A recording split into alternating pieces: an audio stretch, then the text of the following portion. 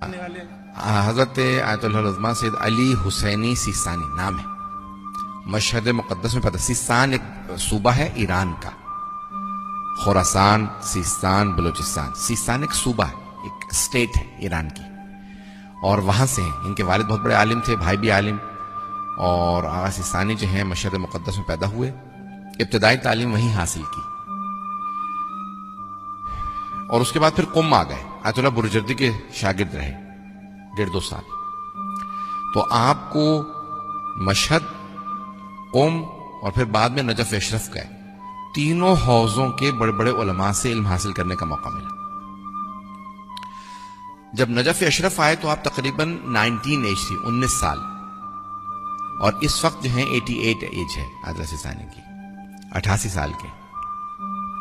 تو اب آپ اندازہ لگا سکتے ہیں کہ تقریباً وہ 70 سال نجف اشرف میں رہے، اور نجف اشرف میں انہوں نے بڑے بڑے بزرگ علماء سے درس حاصل کیا، آغا محسن الحکیم سے، آغا شیخ حسین ہلی سے، لیکن سب سے زیادہ جو آپ نے استفادہ کیا وہ آیت اللہ سید ابو القاسم الخوئی سے۔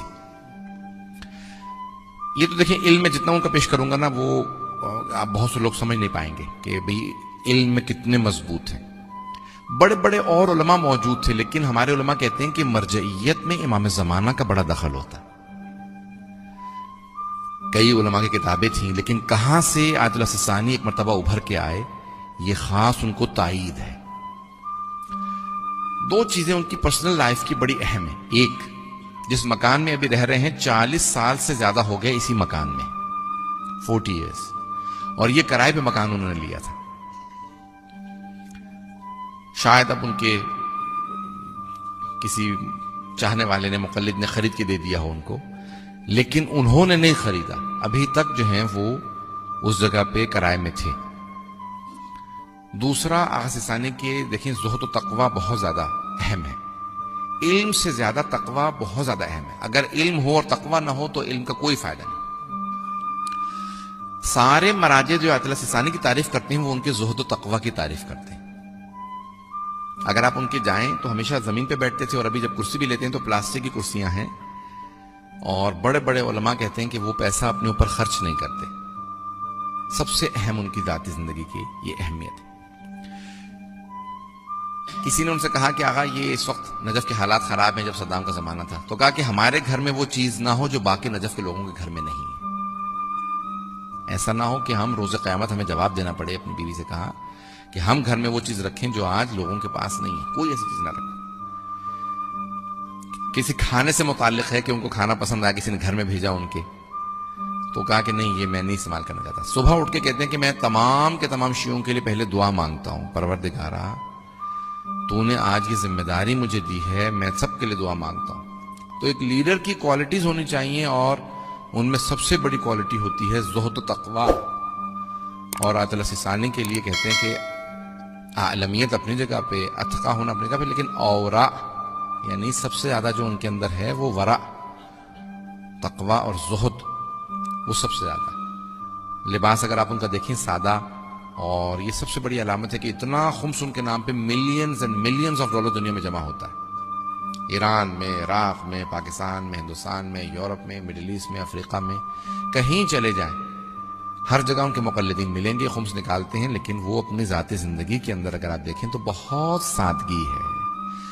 ایک کوالٹی جو مجھے ان کی بہت زیادہ پسند ہے، کسی موضوع پہ جا کے آپ ان سے بحث کر لیں، وہ اس موضوع پہ بہت زیادہ گرپ ہوتی ہے ان کی، بہت مضبوط ہوتی ہے۔ ایک صاحب جو ہیں وہ ان سے بحث کر رہے تھے جنگ سے متعلق، تو آغا سیستانی نے 10 منٹ ان کے ساتھ بحث کی، تو کہنے لگا کہ مجھے لگ رہا ہے کہ یہ جو بات کر رہے ہیں نا سیکنڈ ورلڈ وار، یہ ساری کی ساری انہوں نے کتابیں ان لوگوں کو لکھ کے دی ہیں۔ وہ اپنے طور پہ لندن سے ہمارے ساتھ گئے ہوئے تھے، بہت اپنے آپ کو قابل سمجھتے تھے، تو 10 منٹ بحث کے بعد کہنے لگے کہ مجھے لگتا ہے کہ آیت اللہ سیستانی نے یہ ساری کتابیں لکھی ہیں سیکنڈ ورلڈ وار پہ۔ تو ایک کسی موضوع پہ آپ ان کو، لندن جب علاج کے لیے آئے تھے، 5 منٹ ہونے والے، میں ایک آخری بات پیش کر رہا ہوں۔ لندن جب علاج کے لیے آیا آیت اللہ سیستانی، تو اپنے وکیل سے، داماد سے کہا کہ میں اگر مطالعہ نہ کروں تو میں سو نہیں سکتا، اگر نہیں پڑھتا تو میں سو نہیں سکتا، تو یہاں میرے پاس ہاسپٹل میں کتاب نہیں ہے، تو کچھ کتابیں لا دو تاکہ میں پڑھ لوں۔ تو ان کے وکیل کہنے لگے، میں نے دفتر میں کہا کہ جو لیٹسٹ اس وقت جتنی بھی عربی اور فارسی کی جو جدید ترین کتابیں آئی ہیں نا، لبنان سے چھپی ہیں، ایران سے چھپی ہیں، عراق سے، جو جدید ترین تحقیق، جو سب سے لیٹسٹ جو آپ کی ریسرچ ساری چھپی ہیں، کتاب جتنی بھی عرب اور ایرانی علماء کی، عربی اور فارسی کتابیں، وہ سب لے لو. تو کہنے لگے 50-60 کتابیں میں ان کے پاس لے گیا. یہ خوش ہو کے کہ بھی یہ ساری کی ساری نئی کتابیں آئی ہیں، تو آغا نہیں پڑھی ہوں گی، 1-2 سال میں چھپی ہیں. کہ جب میں شام کو گیا تو انہوں نے 80% کتابیں الگ کر کے، کہنے کہ یہ میں نے پڑھ رکھی ہیں پہلے سے.